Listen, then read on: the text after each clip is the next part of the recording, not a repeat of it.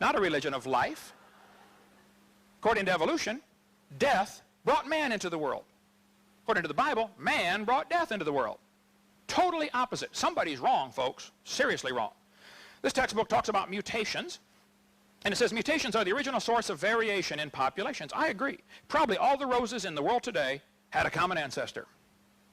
Rose. Mutations do not produce evolution. Nearly all scientists agree with that. They just simply don't produce evolution. Here's a mutated bull. It's got 5 legs. There's no new information added. Here's a short-legged sheep. That's a mutant. No new information is added. He lost some information. And he's the first one the wolf is going to catch. Here's a 2-headed turtle. That's mutant. It's not ninja, but it's mutant, okay? Now, he's going to freeze first winter. Nobody makes a double-neck turtleneck sweater. They don't. Okay. Scrambling up letters from the word Christmas will get you all sorts of different words, but you will never get Xerox out of Christmas. The letters aren't available.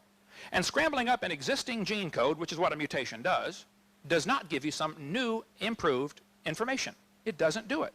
This textbook shows the kids a 4-winged fly, and it says normal fruit flies have 2 wings. This mutant has 4, and by the way, it cannot fly. It says this rare mutation, like most mutations, is harmful. Now watch this. Beneficial mutations are the raw material for natural selection. Well, excuse me, why didn't they show us a beneficial mutation? Why did they show us a bad one and tell us about the good ones? Show me a good one. There's never been one. One professor said, oh, there's a good mutation. People in Africa that get sickle cell anemia cannot get malaria. I said, that's brilliant, sir. That's like saying if you cut off your legs, you can't get athlete's foot, you know? That's just brilliant. They tell the kids evolution and natural selection go together. This one says natural selection causes evolution. Oh, come on. Natural selection selects. It doesn't create anything. Here's the world's smallest horse. Pretty tiny, useless, doesn't bark. I mean, what good is it, you know? Natural selection does not create.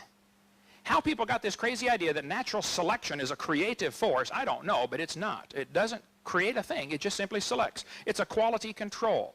And if we had time, we'd get into a lot more of that. Quality control does not change the car to an airplane if you select all the bad cars. Okay? Everything in nature was designed, and if you don't like that, I'm sorry, but there is a designer, and we're going to all stand before him one of these days, maybe pretty soon. Thank you so much.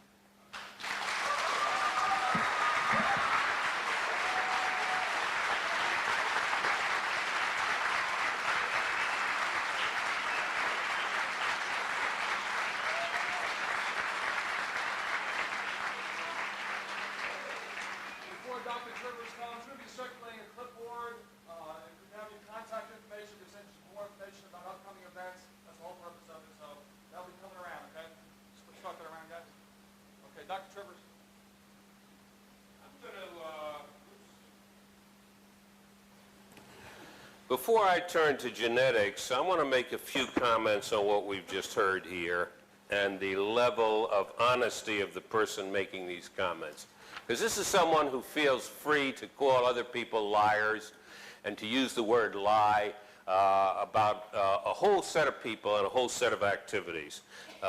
Yet he's has some vulnerability on exactly that subject. Let's just deal with trivia first of all. Symbiosis requires simultaneous creation. That's nonsense.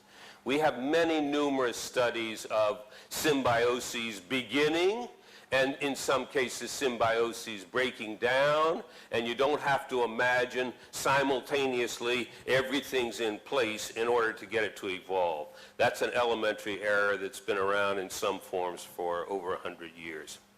He claims that evolutionary theory is not science, but is religion, because science, he says, is derived from observation and study, and since you can't actually observe a fossil change into a different fossil, then therefore your discussions on what you assume happened is religious. That's nonsense again. There are all kinds of observations you make and studies you make that lead to inferences and conclusions from which you can derive a given result. So that's fatuous, that we're talking about opposing religious schools. Now, regarding his infatuation with the term liar, I urge on you 2 websites that you can go to if you want a deeper knowledge of this. One is www.talkorigins.org, and that'll deal with very detailed refutations of the bizarre story he's peddling about how this universe came about. There is one that may appeal to some of you in this audience even more. It's called AnswersInGenesis.org. It is an explicitly Christian website, but it has a subsection called Arguments Creationists Should Not Use, and this is devoted to arguments that this character has used in the past and that are recognized as being dishonest in content and almost certainly dishonest in intent, including various kinds of lies he's told about Darwin's deathbed conversion, about Thomas Henry Huxley talking about free sex, a basking shark found off of Japan really being a plesiosaur, and so forth and so on. I don't have the time to deal with this kind of trivia, but I urge you, if you've got an interest in a slightly more mature Christian creationist approach, to check Answers in Genesis, or if you're interested in the evidence more broadly, to check talkorigins.org.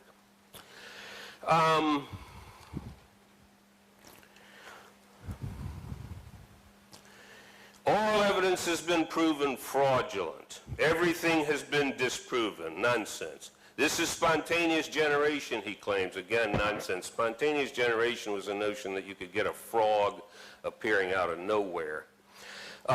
Mutations never make things better. Now, that's a lie. We have many examples of mutations that are beneficial, including, for that matter, the mutation that in heterozygous form, that's where you have one of them and you don't have the other, provides you with protection from malaria.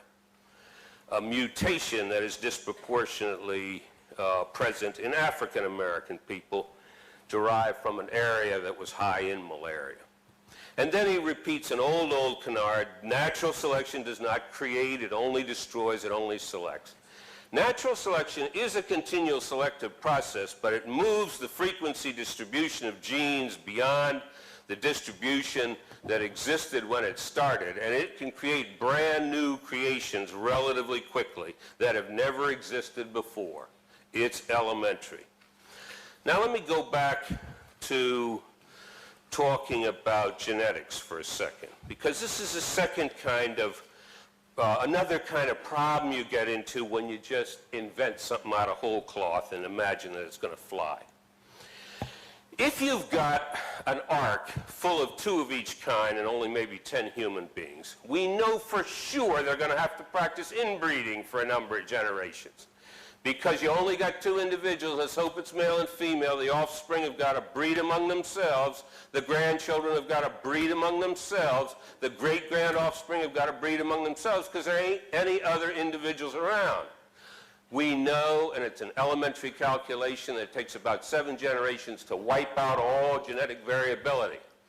Now, this level of inbreeding imposed on all organisms has destroyed, it's destructive in the way he moans and groans about natural selection. It destroys genetic variability, and it destroys knowledge. Now, 6,000 years ago this all happened, according to him. That's about 200 generations since then. We have plenty of good observations through study that in humans you accrue roughly